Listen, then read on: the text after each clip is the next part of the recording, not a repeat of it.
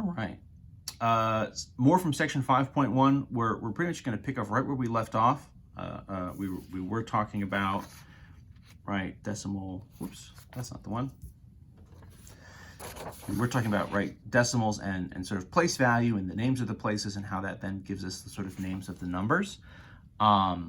This ties directly into, so decimal naming, is essentially sort of connected and sort of comes from and sort of tells us how to do conversions from a fraction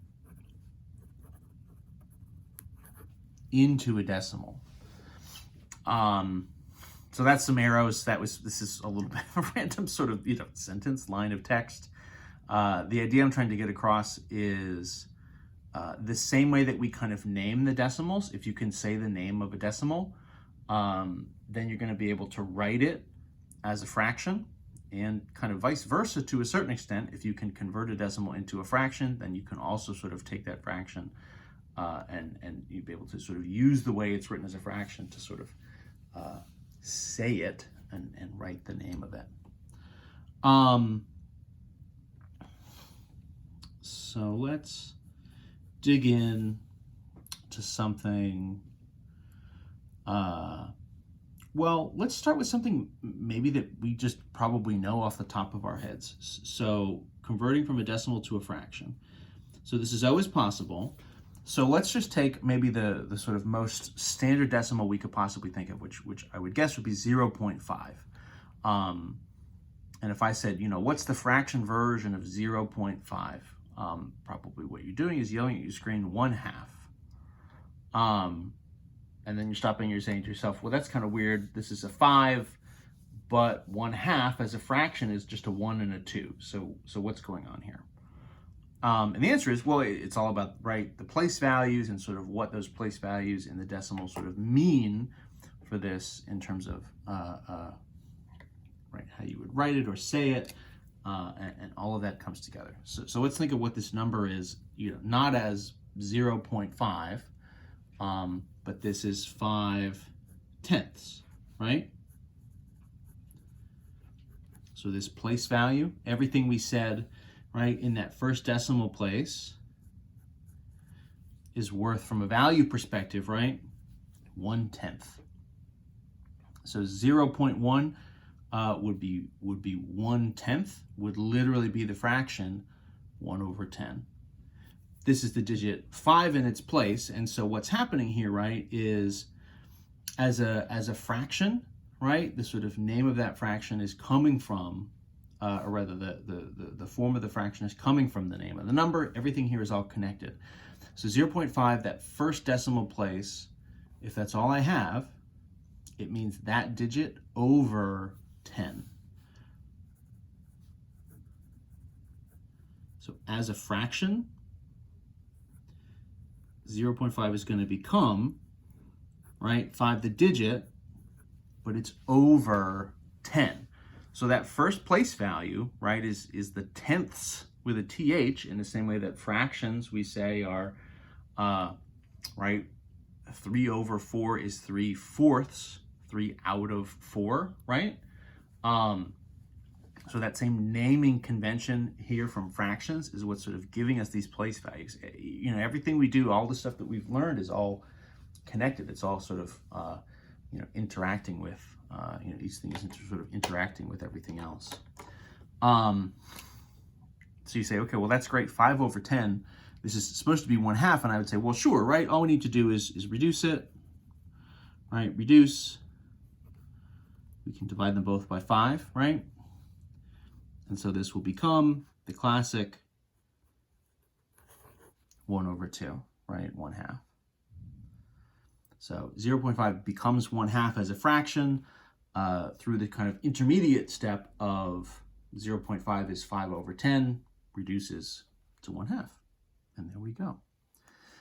So that idea, that kind of process, we can really do for anything. So not just stuff like 0.5 that we probably would just sort of say off the top of our heads. Let's do 0.1. 0.35. To get started here, I'm in particular doing decimal values that don't have any whole numbers. What's going to happen to us is if I have a whole number and a decimal value, it's going to become a mixed number, right? Because it's going to be larger than 1, kind of by definition. If I start with decimal values where the whole number is 0, by definition, this is stuff that's less than 1, and so it comes out to a proper fraction where we have, right, the denominator ends up larger than the numerator. So what do we got? Well, so this is place value wise, tenths, and then this is hundredths.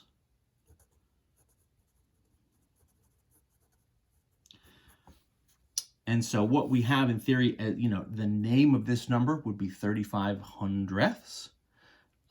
Again, probably just day-to-day kind of stuff. You're going to say, 0.35 or 0.35.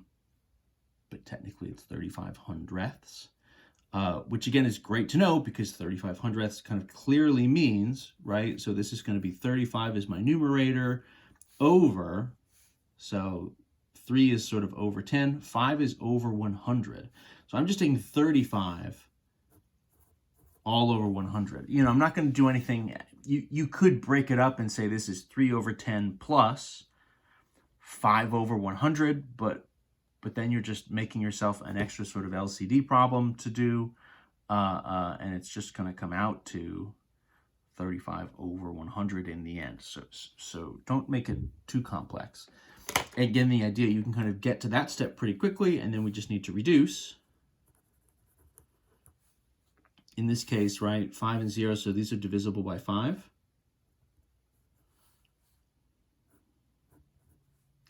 So 35 divided by 5 would be 7. 100 divided by 5 would be 20. Nothing else there to reduce, right? 7 and 20. So that's going to be the end. And it's tricky. I mean, the sort of initial decimal to fraction conversion gives you a pretty obvious value. 35 over 100, right? 35 hundredths. But then that reduces, and so you lose the sort of nice, over 10, over 100, over 1,000, those nice denominators kind of disappear. Not always, right? I mean, if we have something that